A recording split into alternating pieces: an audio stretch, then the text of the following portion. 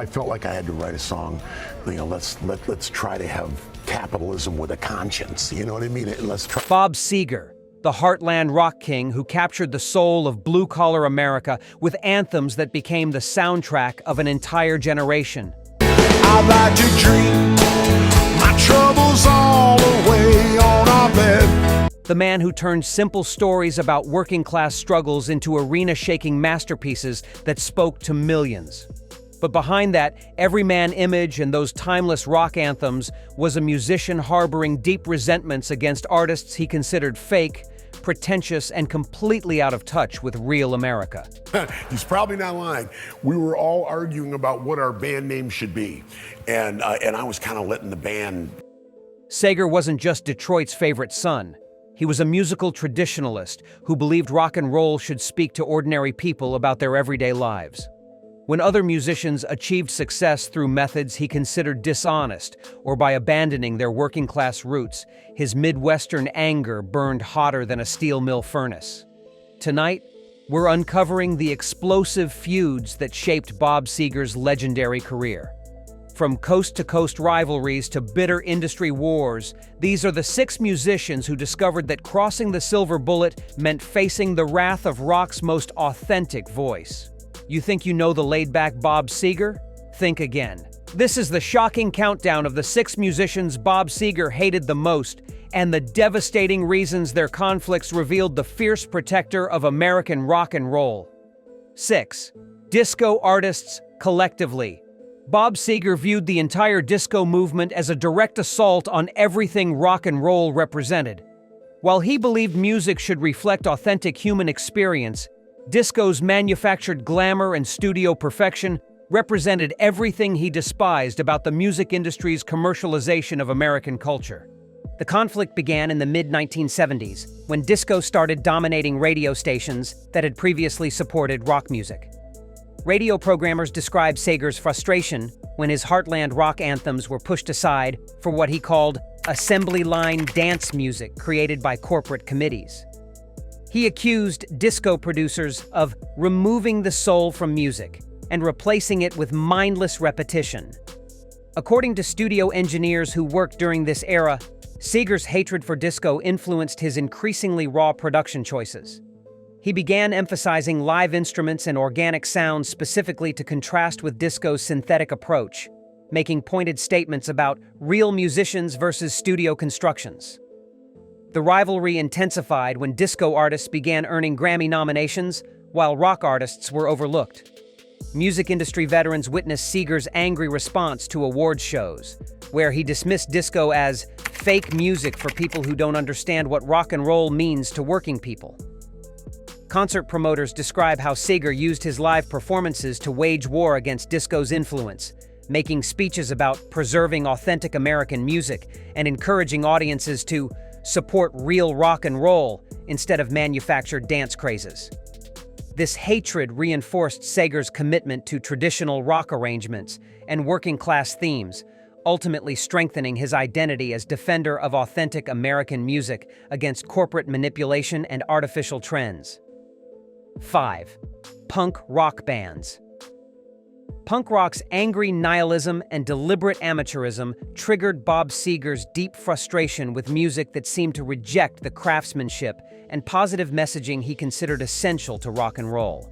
While Seger believed rock should inspire and unite people, punk's destructive attitude represented everything he felt was wrong with younger generations.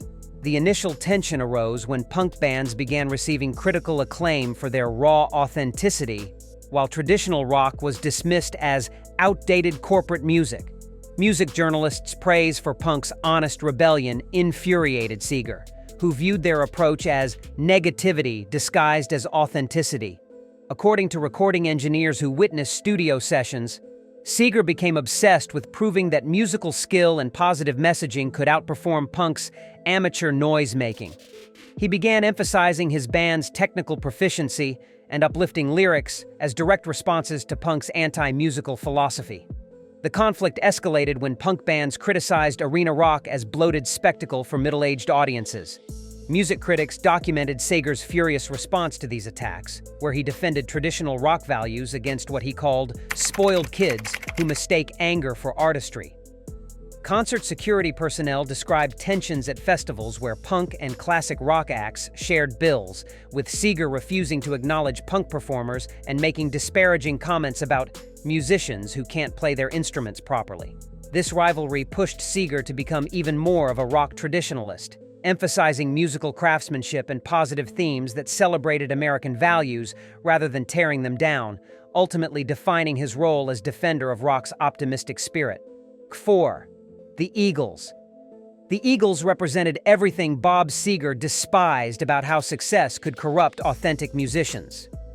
While he respected their early country rock, their transformation into polished corporate entertainers symbolized the betrayal of rock and roll's working-class roots for mainstream acceptance and massive profits. The conflict began when both bands were competing for similar audiences in the mid-1970s, but their approaches to success diverged dramatically.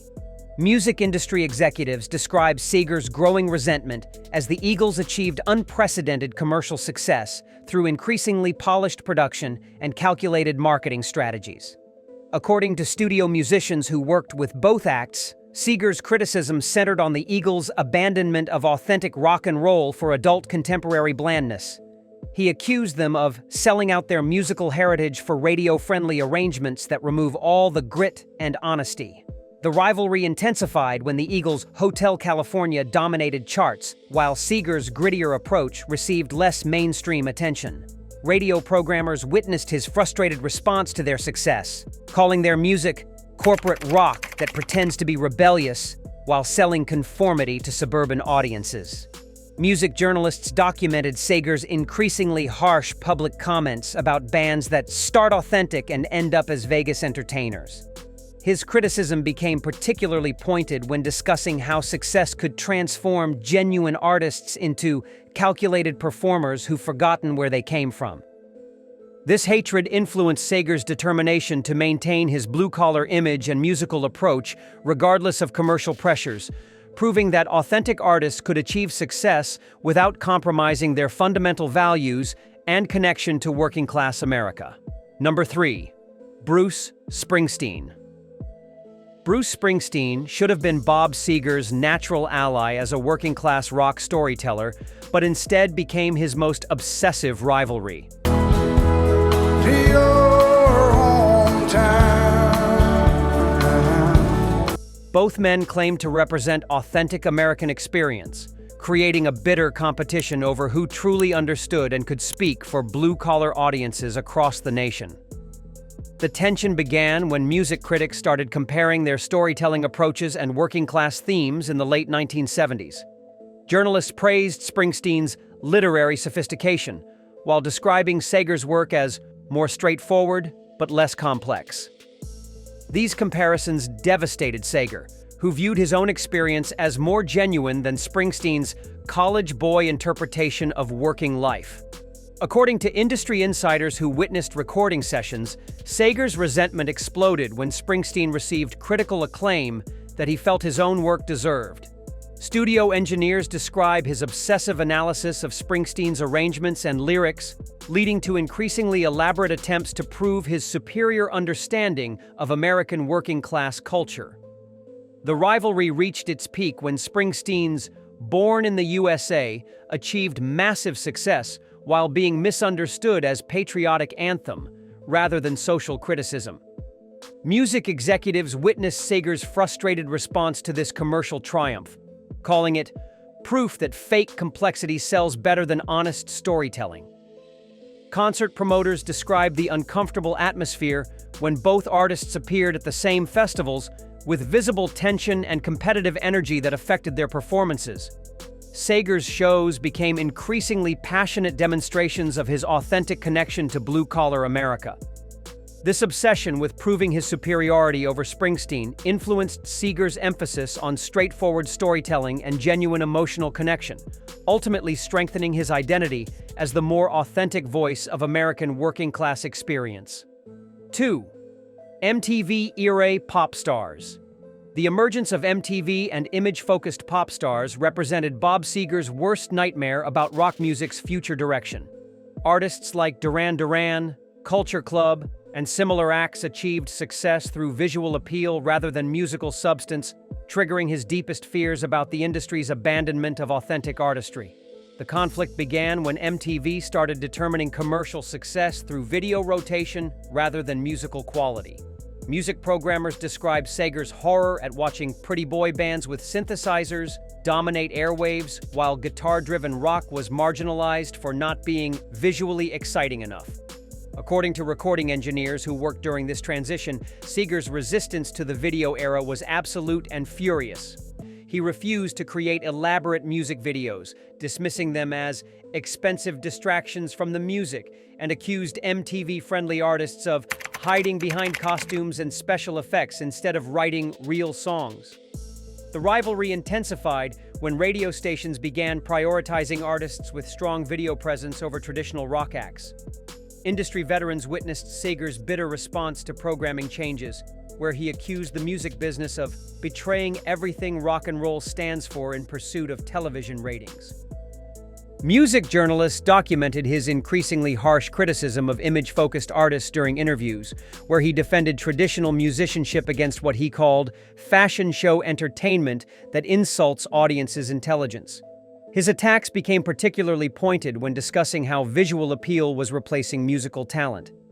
This hatred reinforced Seger's commitment to music-first approach and his resistance to industry trends that prioritized image over substance, ultimately cementing his reputation as defender of rock and roll's authentic values against commercial manipulation. 1. Record label executives. The most shocking revelation is that Bob Seger's deepest hatred wasn't reserved for fellow musicians. It was directed at the record industry executives who controlled artists' careers and gradually transformed rock and roll from authentic expression into corporate product designed for maximum profit rather than artistic integrity. The conflict began when Seger witnessed how record companies manipulated artists' creative decisions to maximize commercial appeal. Music industry lawyers describe his growing frustration with executives who treated musicians like employees rather than artists and demanded changes that compromised artistic vision for market research data. According to studio engineers who witnessed recording sessions, Seger's battles with label executives became legendary for their intensity and duration. He fought constantly against corporate pressure to create more commercial material, defending his right to make music that reflected genuine experience rather than focus group preferences. The warfare escalated when executives began prioritizing younger, more malleable artists over established performers who insisted on creative control. Music industry veterans describe Seger's fury at watching authentic musicians being replaced by corporate constructions designed by marketing committees. Concert promoters witnessed his passionate speeches about artistic independence during live performances, where he encouraged audiences to support real musicians against corporate music factories. His criticism of industry practices became increasingly pointed and personal. The ultimate tragedy is that Seger's hatred for corporate control forced him to spend decades fighting for artistic freedom rather than focusing purely on musical creation. His battles against record industry manipulation influenced an entire generation of musicians to demand respect for artistic integrity over commercial convenience. This wasn't just professional disagreement, it was Seger's war against the systematic destruction of rock and roll's authentic spirit by corporate executives who viewed music as product rather than art.